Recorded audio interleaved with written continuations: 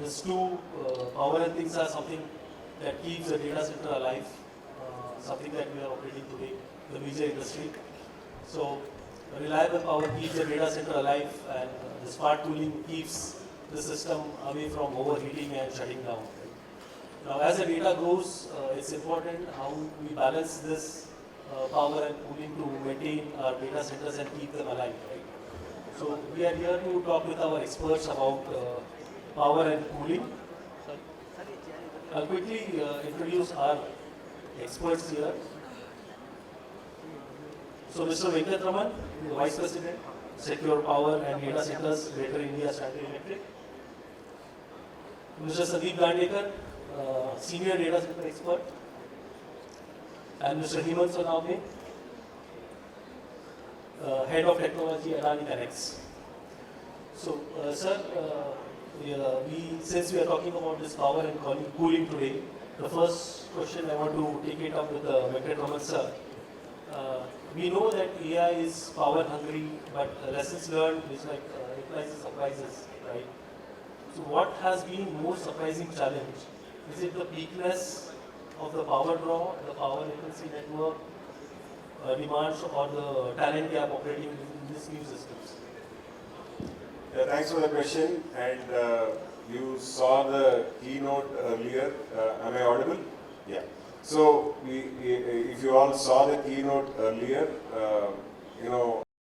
Schneider Electric is from grid to chip and the chip to the chiller. So, this question becomes apt to explain that perspective. So, when we say, the fun of the whole question as well as what is happening is, don't laugh when I say that I don't think anybody has a complete picture of what's going on. Okay? Now, therefore, it becomes very, very important that all of us get together and exchange ideas, and whoever has found out, all the blind men into with the elephant, whoever has found out the correct shape will now teach the other people what is the exact shape. Now, I'm not trying to make it very jovial here. This is the situation. Now, as we understand, whether it is H100, GB200, GB300, one thing is very clear, that the load is going to be fluctuating heavily. I'm not going to bore you all, between a Google search and a ChatGPT search, there is a surge of power. The denomination is only going up and higher. So if that be the case, then there is a huge load which is 0.5 megawatt to 15 megawatt to 1 megawatt to 12 megawatts, and this is going to be the fluctuation. The cloud data centers have never seen this. Let's accept it. Cloud data centers is a standard line, whether it is 60% load or 80% load. Now, this be the case, the batteries are going to die very soon. So, the most important item is to ensure that we follow an AI load. So, what we do in our R&D is, we are mapping the H100, GB200, GB300 loads. We pull it out of whether it is Intel, NVIDIA, whoever it is, and then map it and say that, Mr. Microprocessor, if this is the pattern of load, don't drain the battery. So this is the basic element, and therefore the upstream electricals will have to also be tuned accordingly. Now then comes then that do you really need to work for that or size it for the peak load? Now this is a big question, saying that then are we going to put in fake loads? Because how long are you going to operate it at very low loads? Now this is the dilemma of the industry. Do we have problems? Do we have solutions? Now we need to take step by step, case by case, and how the loading is going to come, what type of servers are going to come, what are the characteristics. This is where I would say that we need to get onto the table, do workshops and collaborate and arrive at a solution. There is no templated solution because we are in a serious level of uncertainty of what is coming up. Whether it's going to be, so then that's the grid to the chip. Now from the chip to the chiller, do we need a 24-degree outlet chiller to cool a 60-degree chip? Can we increase the envelope? Do equipment manufacturers have proven equipment to actually deliver that sort of a higher leaving water temperature? We have to be as much as possible energy efficient. People are, while they are increasing the loads, they want PUEs of less than 1.3, 1.2. Because it's, as you rightly pointed out, it's a power guzzler. And power is insufficient. What we are told, now data tells us that there is 52 gigawatts of load which has to go into US, and they don't have water, they don't have power to even power up these servers. So now that puts in a huge stress on even power generation, forget about power consumption by the servers. So we are in a state of infancy as far as AI is concerned. Whoever has implemented it, they are trying and testing some of the solutions. And we, OEM vendors, will have to, OEM partners, will have to support them as much as possible, handhold them. So today, can we prepare a BOQ and ask for L1, L2, L3? The answer is, good luck. I'm not saying it with any arrogance here, because we are seeing this happening. We need to get together. You have to trust one or two partners, one side with one partner, second side. It's not experimentation. There is R&D happening, and we can be transparent enough to see what is the roadmap. I would use the concept of, I will end by saying the concept of spring. Now, we had a flexibility up to a particular point in the grid to chip side and the chip to chiller side. Now the flexibility has to increase multifold till the Ruben comes in or the next Hemant comes in or whatever it is. So how to stretch the spring on the negative side and how to compress the spring on the positive side, this is something as OEM partners we are looking at, and that is on offer. So let's collaborate, build the ecosystem of partnerships to arrive at the solution and solve the AI massive power issue. Thank you. Thank you, Mr. Venkatraman, for putting a perspective to that point. Next question, I'm going to come to you, Mr. Dandekar. How operators are balancing aggressive cooling needs with water usage limits and ESG expectation, especially in water-stressed region, which currently that's a challenge for us, right? Water. First of all, sitting between them both makes me feel so timid. I will try to do my best. So you are already an expert in data center, Mr. Sandeep. We know you. And I was thinking that I will say what Venkat did not say, but he has hardly left anything not said. Okay. Looking at water scarcity, definitely if the magnitude of cooling that we require is going to be so high, then it becomes a matter of very, very high significance. Because as it is, consumption of water, conservation is very important. We have all aggressive targets of sustainability, net zero, most of us by 2030. Whether these are really achievable or not is another thing, but these are aggressive targets without even AI. These targets were set even without AI. So when you talk about AI, if the power consumption is going to be 10 times, the cooling is going to be 20 times, then the water consumption matter becomes even more important, right? And we can't forget the fact that if there is a data center and then there is AI, so we must make sure that we don't do anything which will harm the planet, which will cause possible, and we are all seeing already the impacts of weather patterns and unpredictability of weather, right? The early signs. So obviously we, as an industry and as human race, have a lot of responsibility. So choosing water as a medium for cooling, I think, is a last choice. Only when you don't have possibly a combination of liquid and air, conventional and modern cooling possible. So that's my thought. Thanks, Mr. Dandekar. Mr. Hemant, want to add on this point? Anything? Yeah, absolutely. Using water for a cooling data centers is a crime, right?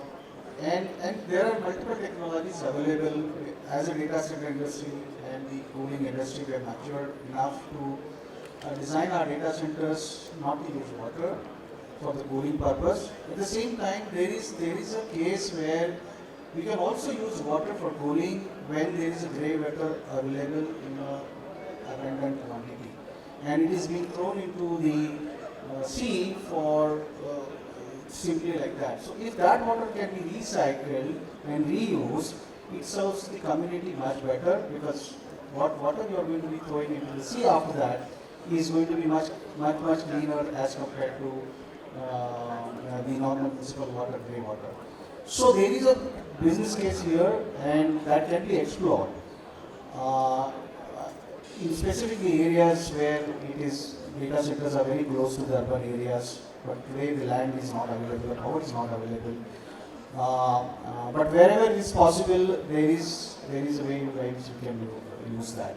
Of course, from a sustainability point of view, whether it really gives you that kind of credits is something that can be looked at, but this is something which is very much possible.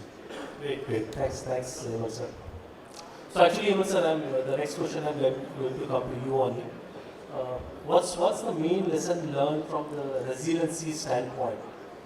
Has the move been massive, or like distributed AI training clusters made our N+1 and 2N kind of redundancies more or less critical kind of thing? So the way we used to build data centers and operate data centers is taking a shift because of the AI coming in. We used to talk about 99.95 as the availability figure, then the SLAs are from 99.9, the 5 nines. So all the data centers were built to have that kind of availability, and we are consistently as a data center industry have been delivering that to our customers across the globe and India as well. But however, with the AI loads coming in, what we are also seeing, there is a shift of compromising, or I'll not say compromising, but diluting the requirement for number of nines.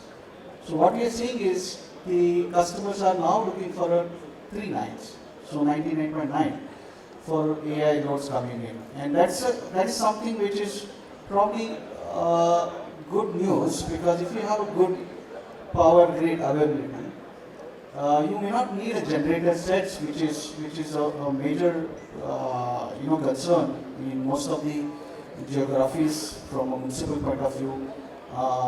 If you are in city limits and you are using generators, there is a problem. So what we are seeing is the N+1 will stay as it is. You need a redundancy and concurrent availability. 2N is the architecture, that is something which we are seeing more or less going away. Okay, thank you, Mr. Hemant. So Dandekar, want to add a perspective to it, or? There's nothing more. Thanks. Yeah. So, I'm going to be, if after lunch, if there is a bit of heaviness in the air, I would like to clarify this. Now, it's really time to wake up.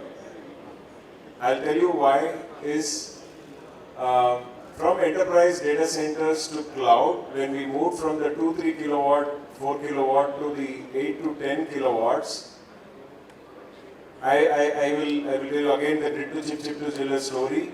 We wanted to move to the 500 kilowatt bus to 1 megawatt bus on the electrical upstream to the downstream. So that transformation happened. On the cooling side, the chillers, which were 712 for the comfort air conditioning, started moving to 916. It was not sufficient. We moved to 1823, and then we landed up, my panelist was the first one to experiment with 2028. Okay, so the enterprise data center to cloud data center, we started moving, but it was incremental. Note this down, it is incremental in terms of building the resiliency.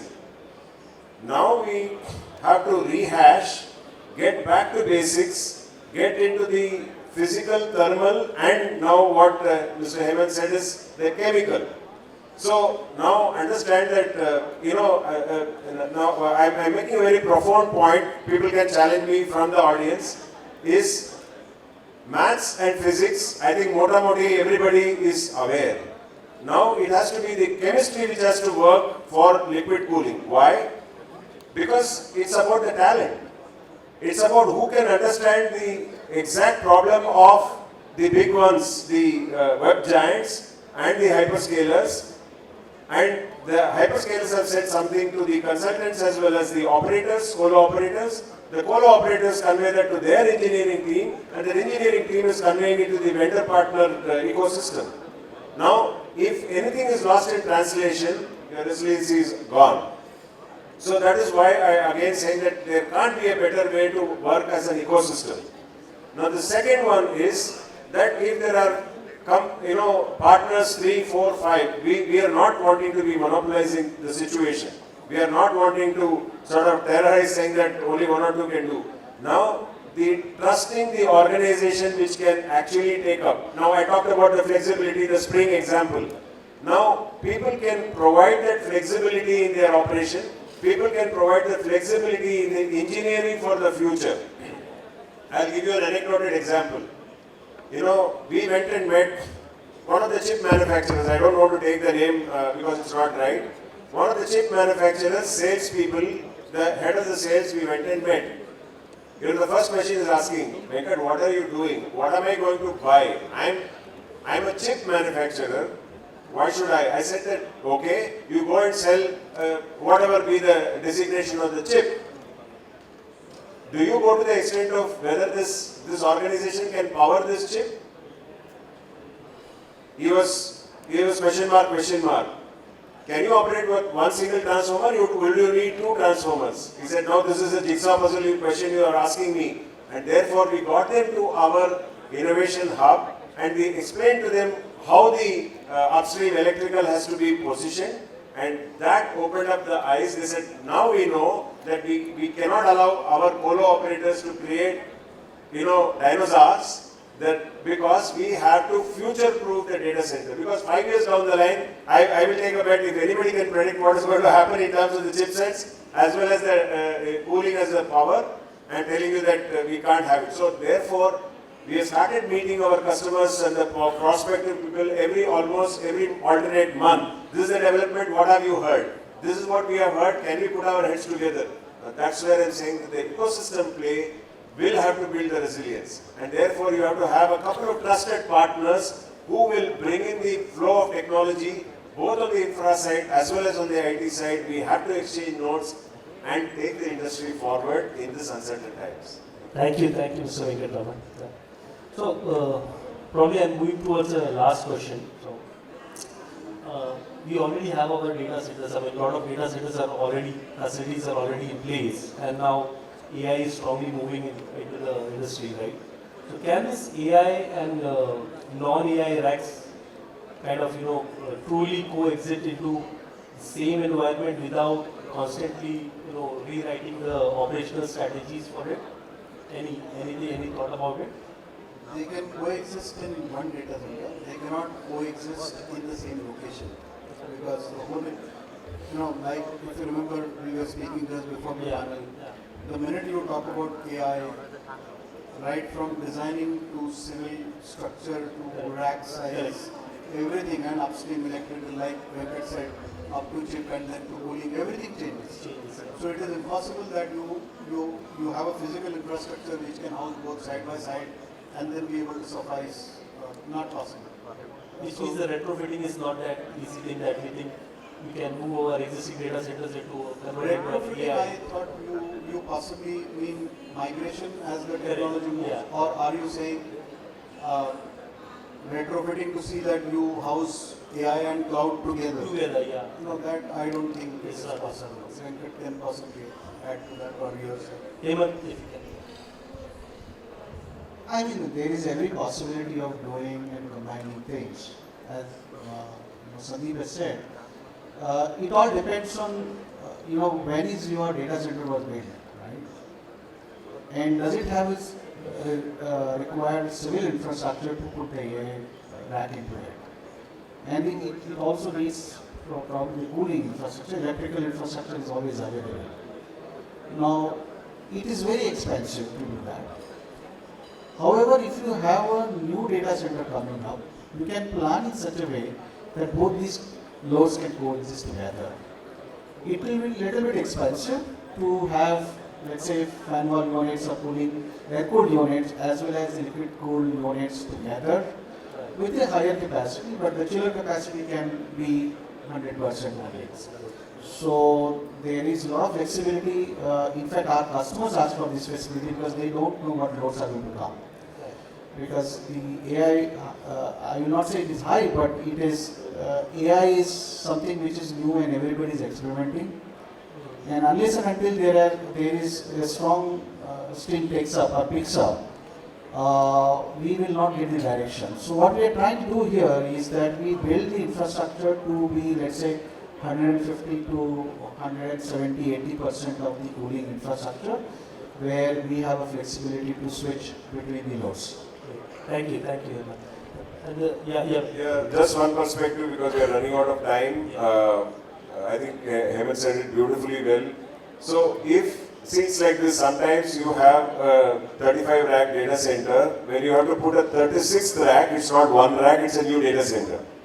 So if that be the case and you are futuristic in terms of your load, assume that you need 3 or 4 racks for inference, then there are methods available to convert some of those 3 or 4 racks into high density racks. I'm not going to get into too much of detailing here. Please contact us in our booth or we can exchange notes later as well.